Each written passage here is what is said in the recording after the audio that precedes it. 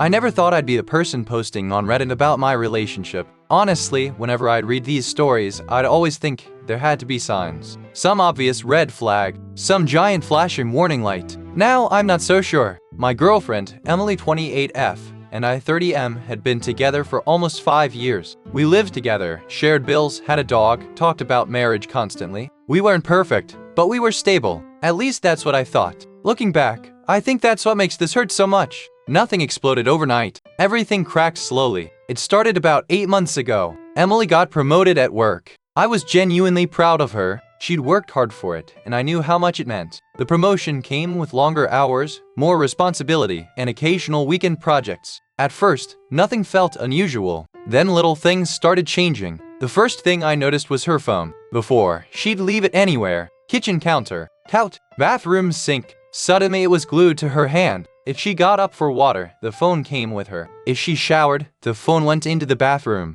If she fell asleep on the couch, the phone was tucked underneath her body. I noticed it, but I didn't think much of it. Everyone becomes protective of their phone sometimes. But then came the passwords. One day I asked to use her phone because mine was charging in the bedroom. She hesitated, not for long, maybe half a second. But after 5 years together, you notice half-second hesitations. "Oh, hold on," she said quickly. She took the phone, did something, then handed it back. The screen was already open. Again, weird, but not proof of anything. Then there were the late nights. Her company had always been demanding, so I tried to be understanding. But she'd come home exhausted and strangely distant. I'd ask about her day. "Fine, maybe, nothing interesting." One-word answers. Meanwhile, she'd spend another hour texting someone while sitting beside me. I remember one night specifically. We were watching a movie, or at least I was. She kept smiling at her phone, not laughing, not reacting to memes. Smiling, the kind of smile people don't realize they're making.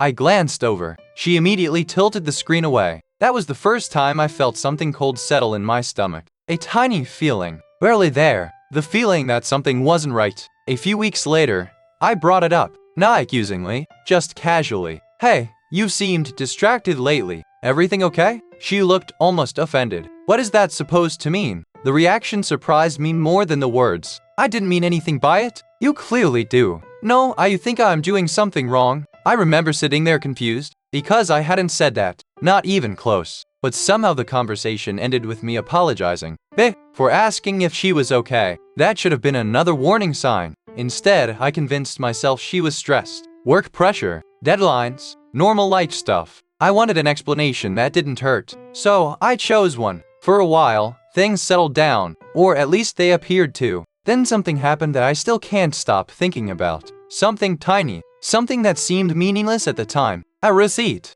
Just a crumpled receipt sitting in the passenger seat of her car. I almost threw it away. Then I noticed the date, and suddenly, my entire understanding of the previous 3 months started to unravel. But I wouldn't realize how important that receipt was until much later. I know this is going to sound ridiculous. A relationship that lasted 5 years didn't start falling apart because of some dramatic text message or because I caught someone in bed with another person. It started with a receipt from a restaurant. Aita, a stupid piece of paper. A week after our conversation about her being distant, Emily asked me to take her car to get the oil changed because she had an early meeting. No big deal. I grabbed her keys before work and got in. The receipt was sitting on the passenger side floor. I almost tossed it into a trash can at the service station. Then I happened to glance at it.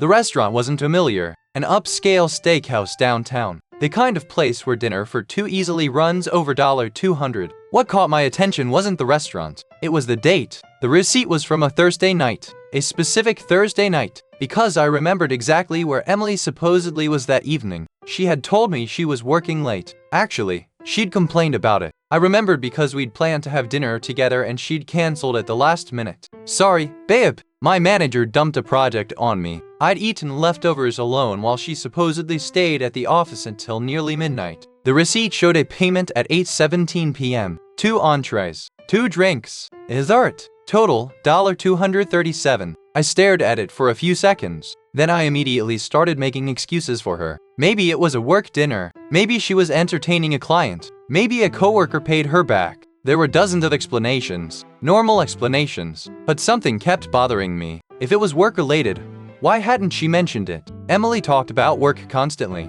especially expensive client dinners. Those stories usually lasted 20 minutes. Yet I'd never heard about this one. The entire drive to the service station, I argued with myself. By the time I got home, I'd convinced myself I was being paranoid. So, I tossed the receipt into the kitchen trash. Problem solved. Except it wasn't. Because once suspicion enters your head, it changes everything. You start noticing things, patterns, details, moments that previously seemed insignificant. That same weekend, Emily got a text while we were eating breakfast. Her phone lit up on the table. The screen faced upward, just for a second, long enough for me to see part of the preview. Can't stop thinking about then the notification disappeared. Emily grabbed the phone so fast she nearly knocked over her coffee. I tried to act normal. She tried to act normal. Neither of us succeeded. Who was that? I asked. My sister. The answer came instantly. Too instantly. I nodded. Then she added something I hadn't asked. She's being dramatic again. Now, I was really paying attention. People who tell the truth usually answer the question that was asked.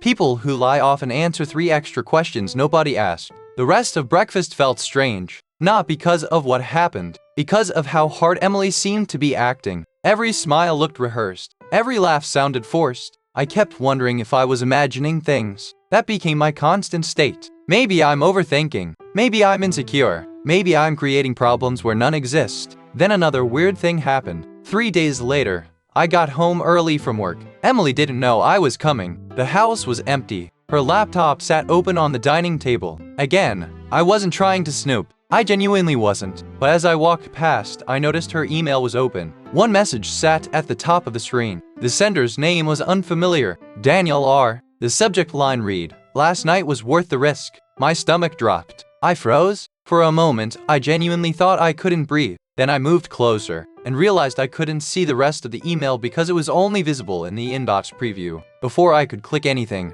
I heard the front door open. Emily had come home, and what happened next made me question everything I'd believed about our relationship. The second I heard the front door open, I stepped away from the laptop. Instinct, panic, I don't know. Maybe both. My heart was pounding so hard I could hear it. Emily walked into the dining room carrying a grocery bag. The moment she saw me standing near the table, something changed in her face. It lasted less than a second. Of what? Fear. Then it disappeared. "You're home early." Her voice sounded normal. Almost. "Yeah," I said. I tried to sound casual. "I finished up sooner than expected." She put the grocery bag down. Her eyes drifted toward the laptop, then back to me, then back to the laptop. I noticed. She noticed me noticing. An uncomfortable silence settled between us. Finally, I said it. "Who's Daniel?" The reaction was immediate and wrong. People who have nothing to hide usually look confused. Emily looked cornered. "Then oh, the guy who emailed you." A pause. Not a long one, but long enough. "Oh, Daniel." She laughed. Actually laughed. "God, you scared me." That sentence made absolutely no sense. "I scared you? What? If Daniel was harmless, why would hearing his name scare her?" "Who's Daniel?" I repeated. "A vendor." "A vendor? Yeah, what kind of vendor?" Another pause. This one slightly longer. "Marketing." I worked in business long enough to know that answer meant absolutely nothing. Marketing wasn't a vendor. It was a department, a service, a category, not an explanation. But I let it go, at least outwardly. Inside, alarm bells were screaming. That night I couldn't sleep. I kept replaying the email subject line. Last night was worth the risk. Maybe there was a reasonable explanation. Maybe, but I couldn't think of one. Around 2 a.m. I rolled over and saw Emily awake, her face illuminated by her phone. The second she realized I was looking at her, she locked the screen. "You okay?" she asked. I stared at her. She stared back. Neither of us believed the other. The next morning she left for work, and for the first time in our entire relationship, I did something I wasn't proud of. I checked our phone records. Not messages, just call logs. We shared a family plan. I had access. I told myself I was looking for reassurance, proof that I was imagining everything. Instead, I found something else. One number appeared constantly. Dozens of calls, hundreds of texts, most occurring late at night, many lasting over an hour. The number wasn't saved in my contacts. I copied it into Google. Nothing, no business, no listing, just a private cell phone. My chest tightened. I called the number from my work phone. It rang twice. Then a man answered. "Hello?" I hung up immediately. My hands were shaking. Oh wow, not a company, not a vendor. Oh wow. For the rest of the day I couldn't focus. I kept staring at spreadsheets without seeing them. By evening I'd convinced myself there had to be another explanation. Coworker, project manager, client. friend. Anyway, when Emily got home, I decided to give her one chance. One clean chance. No accusations. No traps. Just honesty. Over dinner I asked casually, "Who's the person you've been texting so much lately?" She didn't even look up from her plate. "What person?" "The one you've been talking to every night." That got her attention. Immediately, her fork stopped moving. "What are you talking about?" "I don't know. You tell me." The temperature in the room changed. Suddenly we weren't having dinner anymore. We were standing on opposite sides of something invisible. Something dangerous. Then she said the sentence that would haunt me for weeks. "Do you ever feel guilty?" I blinked. "What?" She leaned back in her chair. "About how controlling you become." I felt like I'd been punched. The conversation had somehow become about me. The phone, the texts, the email, the secrecy. None of that mattered now. Suddenly, I was defending myself, explaining myself, apologizing for making her uncomfortable. And the worst part? By the end of the conversation, I actually felt guilty. That's how convincing she was. That's how skilled she'd become at twisting reality. But 3 days later, I would discover something that made the phone calls and the email look insignificant. Because Daniel wasn't the biggest secret she was keeping. Not even close. For a few days after that argument, I convinced myself to back off. Maybe Emily was right. Maybe I had become paranoid. Maybe stress had gotten into my head. I hated the person I was becoming. Checking call logs, analyzing conversations, watching for inconsistencies. That wasn't me. At least it hadn't been. So I decided to stop. No more investigating. No more suspicion. If there was a problem, I'd deal with it when I had actual proof. The universe apparently heard that decision and laughed, because the proof arrived 3 days later, completely by accident. Emily was in the shower when her smartwatch started vibrating on the kitchen counter. She'd forgotten it after charging it. I wasn't trying to look. I swear I wasn't. But the screen lit up, and the notification was impossible to miss. "Daniel, did you tell him yet?" My blood ran cold. Before the screen went dark, another message appeared. "Daniel, we can't keep doing this forever." I just stood there, frozen, staring at the watch. My mind immediately jumped to the obvious conclusion. An affair. A secret relationship. Maybe they'd been planning to tell me. Maybe he'd gotten tired of waiting. Maybe then a third message arrived, and everything changed. "Daniel, my wife keeps asking questions too." I read it 3 times. Thor. Not because I didn't understand it. Because I did. And I desperately wanted to be wrong. Daniel had a wife. Emily had me. Whatever this was, it wasn't some innocent friendship. The shower was still running upstairs. I had maybe 2 minutes. 3 at most. I made a decision that I'm still conflicted about. I opened the watch. The device wasn't locked. And suddenly months of mystery sat in front of me. There weren't many messages. Just recent ones. More than enough. I scrolled, my hands trembling. The conversation wasn't romantic. Not directly. No, "I love you." No obvious sexual messages. What made it worse was how normal it looked. Inside jokes, alliance, private conversations, shared frustrations, references to meetings and lunches I knew nothing about, an entire parallel relationship existing right beside mine. Then I found one message from 2 weeks earlier. "Emily, I wish things had happened differently." Daniel, "Me too. Well, we're here now." Emily, "Sometimes I think about just telling everyone." Daniel, "Not yet. It'll destroy too many people." I heard the shower turn off upstairs. I nearly dropped the watch. My heart felt like it was trying to escape my chest. I put everything back exactly where I'd found it and stepped away. 30 seconds later, Emily came downstairs, towel wrapped around her hair. Completely normal, completely calm, as if my world hadn't just tilted sideways. I spent the rest of the evening pretending, laughing when I was supposed to laugh, nodding when I was supposed to nod. Inside, I was falling apart, because now I knew something was happening, but I still didn't know what. An affair seemed obvious, yet something felt off. The messages were intimate, but not quite romantic, secretive, but not in the way I'd expected. There was another layer. I could feel it. The next day I made a decision. I wasn't going to confront her yet. I needed answers first. Real answers. So I did something I'd never done before. I hired a private investigator. Even typing that feels insane. I'm a normal guy. I don't hire investigators. I don't live in some crime drama, but I couldn't trust my own judgment anymore. Emily had become so good at making me doubt myself that I needed an objective reality. Someone outside the relationship. Someone who couldn't be manipulated. The investigator asked a simple question during our first meeting. "What exactly are you hoping to find?" I answered immediately. "An affair." He nodded and took notes. Then he said something I didn't think much about at the time. "Be careful what answers you ask for."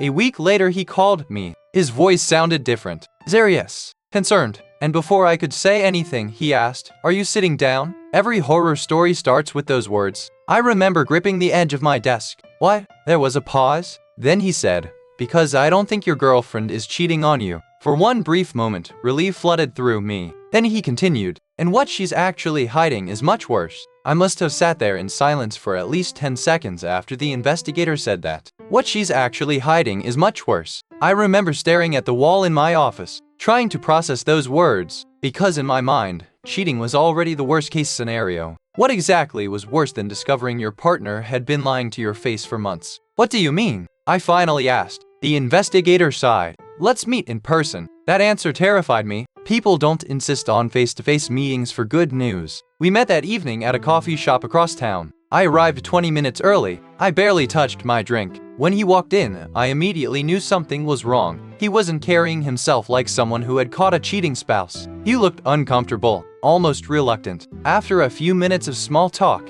he opened a folder. "I need to stress something before we start." My stomach tightened. "Okay, what I am about to show you doesn't necessarily mean what you think it means." That sentence made me even more nervous. Then he slid several photographs across the table. I looked down and immediately recognized Daniel. I'd never seen him before, but I knew it was him. The investigator had already identified him. Mid-30s, professional, wedding ring clearly visible. In the first few photos, Daniel and Emily were having lunch. Nothing inappropriate. In another set, they were walking together outside an office building. Again, nothing definitive. No kissing. No hand-holding. No obvious signs of an affair. Then I reached the final group of photos, and my confusion deepened. Because Emily wasn't meeting Daniel alone, there was a third person. A woman, blonde, maybe early 30s. The investigator pointed at her. "Do you know who that is?" "No, you sure?" "Yes." He nodded slowly. Then he slid over another photograph. A clearer one. A close-up.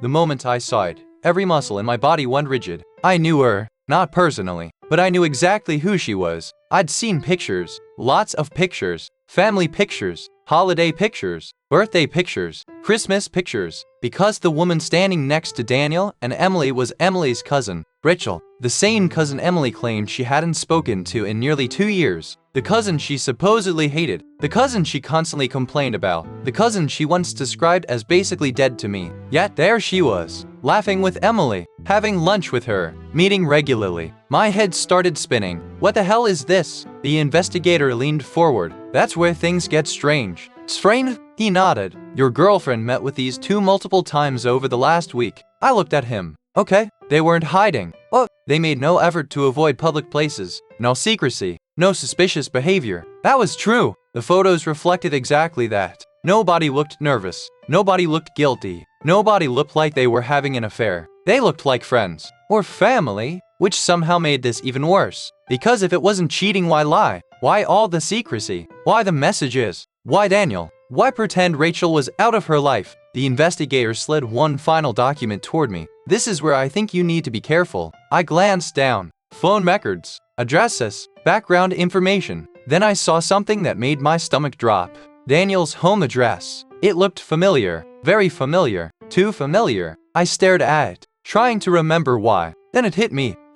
The address wasn't random. I'd been there before. Twice. Years ago. For family gatherings. Because according to everything in front of me, Daniel wasn't just some guy. He wasn't a coworker. He wasn't a secret boyfriend. He wasn't even a stranger. Daniel was Rachel's husband. I looked up at the investigator, certain I'd misunderstood. What? He nodded. I know. No, that's impossible. It's not. I could barely breathe. Emily wasn't secretly meeting another man. She was secretly meeting her cousin's husband, with her cousin present, and somehow that made less sense than an affair. Way less. The investigator wasn't finished. There was one more thing. My heart sank. Of course there was. There always is. He hesitated. Then he opened a separate folder. The reason I said this might be worse, I looked down and saw my own name, repeated dozens of times, on pages of messages. Messages I had never sent. Messages discussing me, planning around me, talking about me, as if I were some problem that needed to be managed. And suddenly I realized I wasn't the only person being lied to.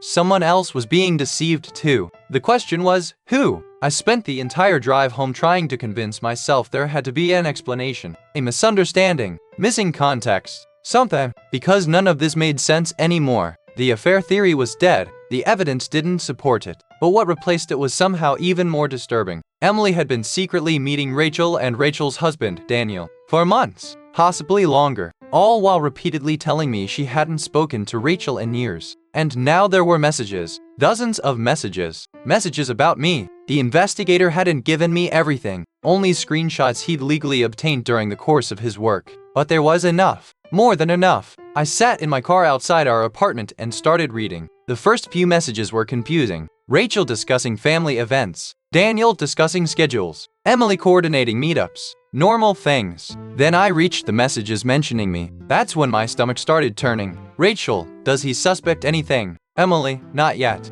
Daniel, you need to tell him eventually. Emily, I'm trying. Rachel, you've been trying for almost a year. Almost a year? I read that line 3 times. Almost a year. Whatever this was had been going on far longer than I'd imagined. Then came another message. One that made my blood run cold. Emily, he still thinks the original story is true. Rachel, that makes this worse. Daniel, much worse. The original story? What original story? I kept scrolling. The messages became more fragmented. References to things I didn't understand. Conversations that clearly depended on context I didn't have. But one pattern emerged immediately. Daniel wasn't encouraging secrecy. Neither was Rachel. In fact, it seemed like the opposite. Repeatedly, over and over, they were pressuring Emily to tell me something. Whatever truth she was hiding, they wanted it exposed. Emily was the one resisting. Emily was the one delaying. Emily was the one creating lies. That realization shifted something inside me. Up until that point, I'd assumed Rachel and Daniel were accomplices. Now, I wasn't so sure. Maybe they were trapped in this too. Then I found the message that shattered everything. It was only 2 lines. 2 simple lines. Rachel, he deserves to know who paid for the apartment. Emily, please stop. I felt physically sick. Our apartment. The apartment Emily and I had lived in for 3 years. The apartment she'd always claimed she purchased with savings from her promotion and investments. I immediately remembered something. Something I dismissed years ago. When we'd moved in together, I'd offered to help with the down payment. Emily had refused. Firmly, almost aggressively. I've got it covered. At the time, I'd considered it generous. Independent. Now, I wasn't so sure. I opened my banking app, started checking old records, looking for something. Anything. Then another memory surfaced. The night we'd signed the paperwork, Emily had insisted on handling most of the documents herself. She'd told me it was easier because the property was technically in her name. I'd believed her. Why wouldn't I? We were building a future together. Trust was supposed to be part of that. I sat there for almost an hour connecting dots. The longer I thought, the worse it became. Not because I understood the truth, because I didn't. The pieces existed, but they formed no recognizable picture. Finally, I went upstairs. Emily was sitting on the couch watching television, or pretending to. She looked up when I entered. For a moment our eyes met, and something happened. A tiny crack. The briefest expression crossed her face. Fear, not guilt, not anxiety. Fear, as if she knew something was coming. As if she'd been expecting it for months, maybe years. Everything okay? She asked. The question felt surreal. I almost laughed. Instead I nodded. Long day. She smiled weakly. Duh, me too. 2 people sitting in the same room, living in entirely different realities. That night I couldn't sleep. Around 3 a.m. I got up to get water. As I passed the living room, I noticed Emily's laptop sitting on the coffee table. Over, still awake. A document filled the screen. I wasn't even trying to snoop anymore. At this point I felt like my entire life had become one giant unanswered question. I stepped closer and saw the title, Things I Need to Tell Him. My pulse stopped. There were dozens of bullet points underneath. Dozens. I only managed to read the first 3 before I heard movement behind me. But that was enough. Because the first bullet point wasn't about Daniel. It wasn't about Rachel. It wasn't about cheating. It was about me. Or rather about who Emily had convinced me I was. And the fact that, according to the document, it had all been a lie. I heard Emily behind me before I turned around. Just the sound of bare feet against hardwood. Dust. Oh, careful. The kind of movements people make when they already know what they're about to find. I looked up from the laptop. She froze. I froze. For a moment neither of us spoke. The screen between us glowed in the darkness. Things I Need to Tell Him. The title seemed impossibly bright. Impossible to ignore. Emily's face went completely pale. Not shocked. Not surprised. Elated. Like someone watching a deadline finally arrive. How much did you read? She asked quietly. I laughed. A short, broken sound. Not enough, apparently. She closed her eyes. For a second I thought she might cry. Instead, she walked over and sat down on the opposite side of the couch, almost like she'd been rehearsing this moment. Maybe she had. For months, maybe years, I remained standing, because sitting felt impossible. What is this? I asked. No answer. Who paid for the apartment? Her eyes immediately dropped. That told me enough. My chest tightened. Emily. Still silence. Then finally, not me. The words hit harder than I expected. Not because of the apartment itself, because it was the first direct confirmation that she'd been lying. A real lie. Not suspicion. Not interpretation. A lie. I sat down, suddenly exhausted. Hello? She swallowed. Rachel. I stared at her, certain I'd misheard. Rachel paid for our apartment. A slow nod. I felt the room tilt. Nothing made sense. Nothing. What? Emily looked away. Because it was originally supposed to be hers. I just stared, waiting for the rest. Waiting for some explanation that would connect these insane pieces together. Instead, she said something even worse. You don't know the whole story about Rachel. No kidding. Another silence. Then she whispered, because I never told you the truth. I felt anger rising. Months of confusion, months of self-doubt, months of wondering if I was paranoid, all crashing together. Then tell me now. Her eyes filled with tears, but something about it felt different than before. Not manipulative, not defensive, terrified. I don't know where to start. Start with the truth. For a few seconds she couldn't look at me. Then she finally did, and I immediately knew my life was about to split into two halves. Before this conversation, and after it, the story I told you about Rachel, her voice cracked. Wasn't real. I said nothing. She continued. I told you she betrayed me. Yes. I told you she ruined our relationship. Yes. I told you she spread lies about me to the family. Another nod. All stories I'd heard repeatedly over the years. Stories that had shaped how I viewed Rachel. Stories that made me dislike her without ever truly knowing her. Emily started crying. Actually crying now. Not dramatic. Not theatrical. Just broken. I lied. The room went silent. I felt sick. Not because of the lie itself. Because of its scale. This wasn't one lie. This was years of lies. Years of carefully constructed narratives. Years of manipulation. Years of controlling what I believed. What really happened? I asked. Emily covered her face. For several seconds she couldn't answer. When she finally spoke, her voice was barely audible. I betrayed her. I stopped breathing. What? I betrayed Rachel. Every instinct screamed that this wasn't the whole truth, not even close. And then she confirmed it. That's why Daniel is involved. I stared at her. Daniel knows? She laughed bitterly. A hollow, painful sound. Daniel knows everything. The room felt smaller. The walls closer. My heart beat louder. Everything about what? Emily looked directly at me, and for the first time in months, maybe years, there was no performance. No carefully crafted answer. No redirection. No turning the blame back on me. Just raw fear. Then she said, the reason Rachel paid for the apartment is because she thought she owed me. I frowned. Owed you for what? Emily's expression shattered, and the answer that came next completely rewrote the last 5 years of my life. Because the person who betrayed Rachel wasn't me. I blinked. What? Tears streamed down her face. The person who betrayed Rachel, she looked like she hated herself. Was you? For a moment, I genuinely thought she'd lost her mind. Because I had absolutely no idea what she was talking about.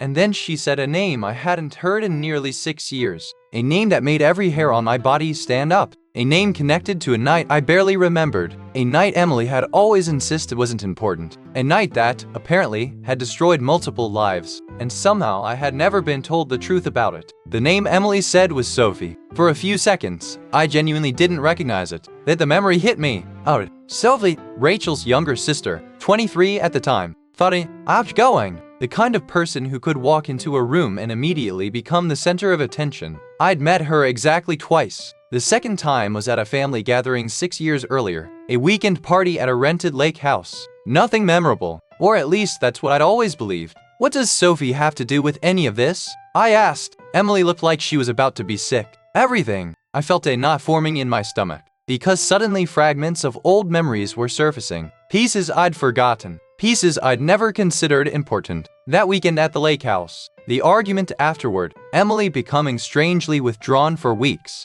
Rachel suddenly disappearing from our lives shortly after. At the time, I'd accepted Emily's explanation. Rachel was toxic. Rachel was jealous. Rachel had started drama. That was the story. The only story. Now, I wasn't sure any of it had been true. What happened? I asked. Emily stared at the floor. Then she told me. 6 years earlier, during that lake house weekend, Sophie had developed a crush on me. Apparently, it was obvious to everyone except me. She flirted. She followed me around. She constantly tried to start conversations. I remembered some of that. Not much. Mostly because I never took it seriously. I was already with Emily. I wasn't interested. End of story. Or so I thought. Then Emily said something that made my stomach drop. Sophie kissed you. I blinked. Oh, you don't remember. No, you were drunk. I searched my memory. Nothing, or almost nothing. Just flashes. Music. People laughing. A dock by the water. Aita. Emily nodded slowly. She kissed you. I stared at her.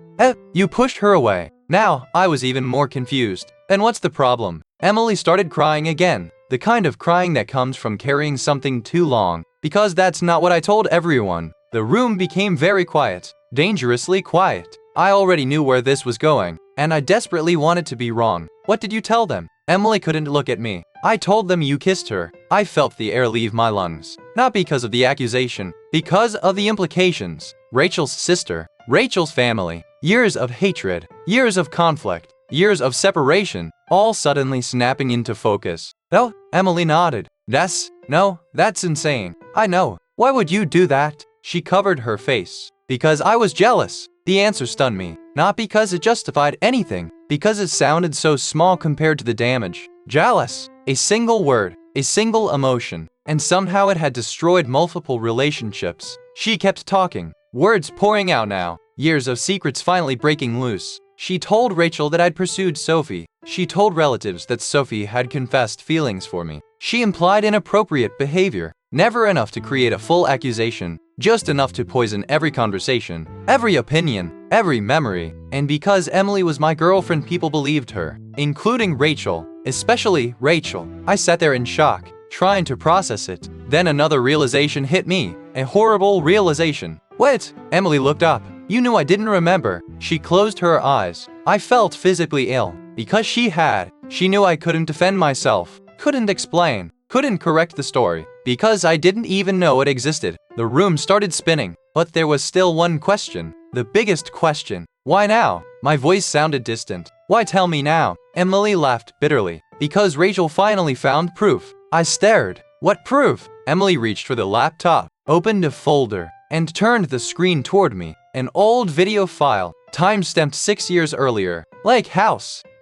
Nighttime. The footage was blurry, but recognizable. A security camera. I watched in silence. And there I was, 6 years younger, talking to Sophie, laughing. Then Sophie leaned forward and kissed me, exactly as Emily had described, and exactly as I had never been told. I stepped backward immediately, said something, walked away. End of interaction. End of mystery. Absolute proof. Undeniable proof. I wasn't the one who had betrayed anyone. I hadn't even known there was a betrayal. The video ended. Silence filled the room. Then Emily whispered, Rachel found it 3 months ago. 3 months. Everything clicked. The secret meetings. Daniel. The messages. The pressure. The lies unraveling. 3 months of Rachel demanding the truth. 3 months of Emily refusing. 3 months of everyone trying to figure out how to tell me that my entire understanding of the past had been manufactured. I looked at Emily, really looked at her, and for the first time, I realized something terrifying. The biggest lie wasn't about Sophie. It wasn't about Rachel. It wasn't even about the apartment. The biggest lie was that I knew the person sitting in front of me. Because I suddenly wasn't sure I knew her at all.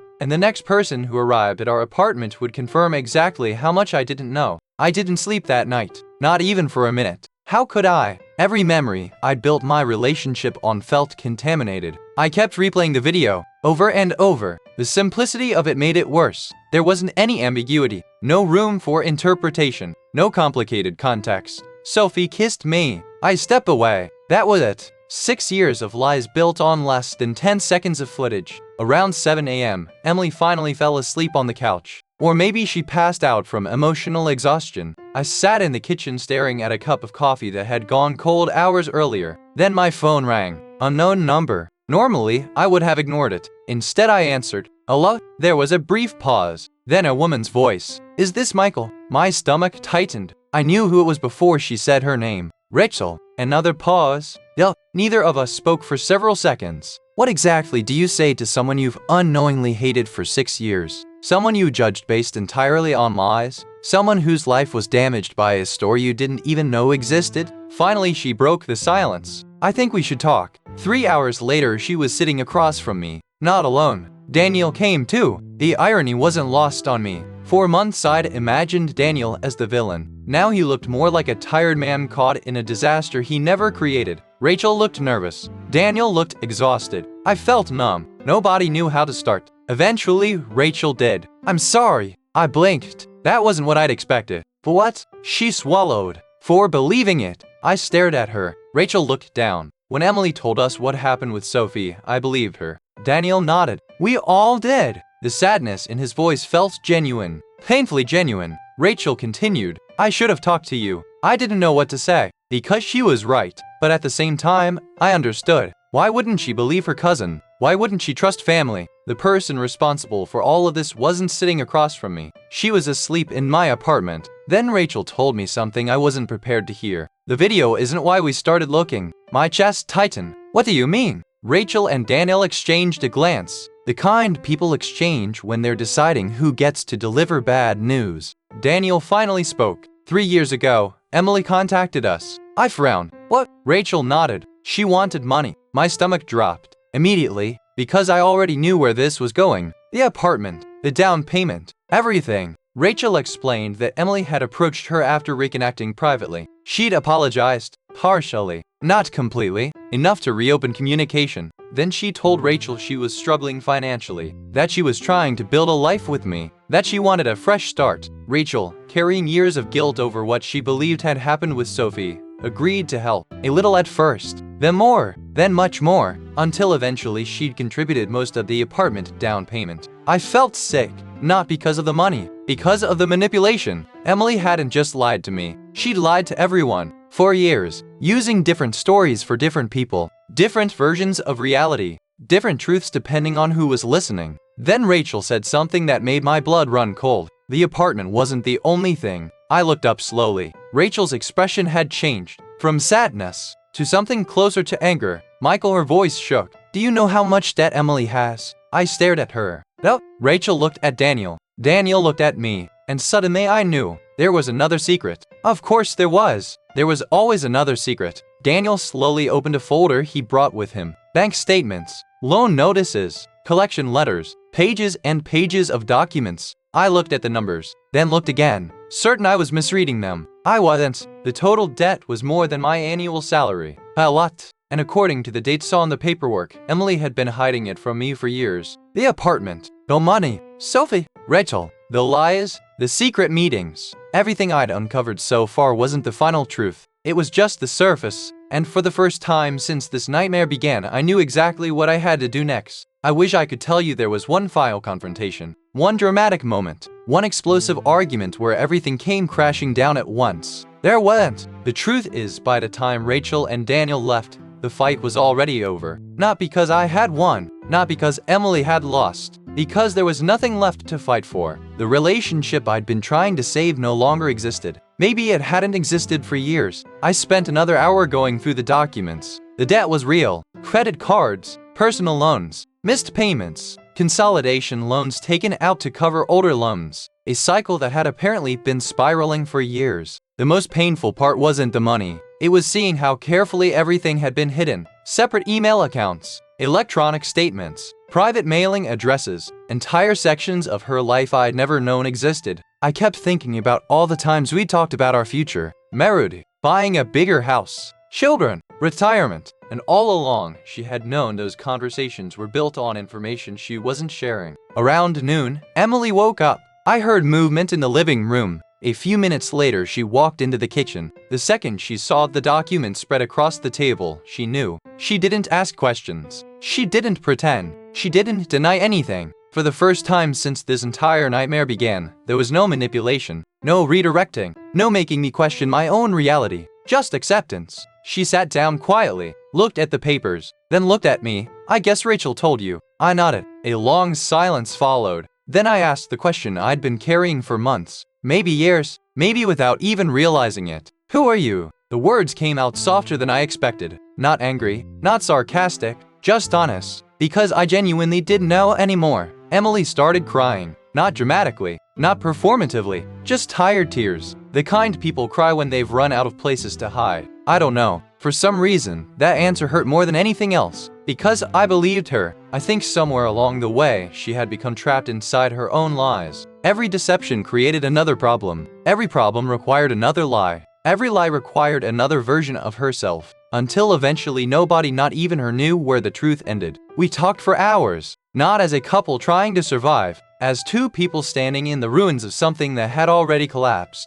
She admitted everything. The lies about Rachel. The manipulation. The money. The apartment. The years of hiding. Some explanations made sense. Some didn't. Some never will. Pain doesn't always arrive with satisfying answers. By evening, we'd reached a decision. Or maybe accepted an inevitable one. I packed a bag, called a friend, and left. There was no screaming. No dramatic goodbye. No final speech. Just silence. The kind that follows after something dies. It's been 8 months since then. The apartment was sold. Most of the proceeds went toward debts I never knew existed. Emily moved back to her hometown. We've spoken exactly twice. Both conversations were about paperwork. Nothing more. Rachel and I have slowly rebuilt a relationship. Not a close one. Not yet, but an honest one. Which is more than we had before. As for Sophie, the first thing she said when we finally spoke was, "I've been waiting 6 years for someone to show you that video." I didn't know how to respond, so I just apologized. For everything. For not knowing. For believing things without asking questions. For disappearing from her life based on a story that wasn't true. She cried. I cried. Sometimes damage doesn't disappear even after the truth arrives. Sometimes all you can do is acknowledge it and keep moving. If anyone reading this is in a situation where something feels wrong, here's what I learned. Pay attention when someone constantly makes you doubt your own perception. Pay attention when simple questions become attacks. Pay attention when every concern somehow becomes your fault. Trust is not just about believing someone. It's about being allowed to ask questions without being punished for asking them. The biggest red flag in my relationship wasn't the secret phone calls. It wasn't Daniel. It wasn't the hidden debt. It wasn't even the lies. It was the fact that I slowly stopped trusting my own judgment. I learned that manipulation isn't always loud. Sometimes it's subtle. Sometimes it happens one conversation at a time. One guilty apology at a time. One redirected argument at a time. Until you can't tell what's real anymore. The good news is that reality eventually catches up. The truth has a strange way of surviving, even when people spend years trying to bury it. And sometimes all it takes to uncover 6 years of lies is a crumpled receipt on the floor of a car. This is the end of the story. Don't forget to share with your friends, comment, like, and subscribe.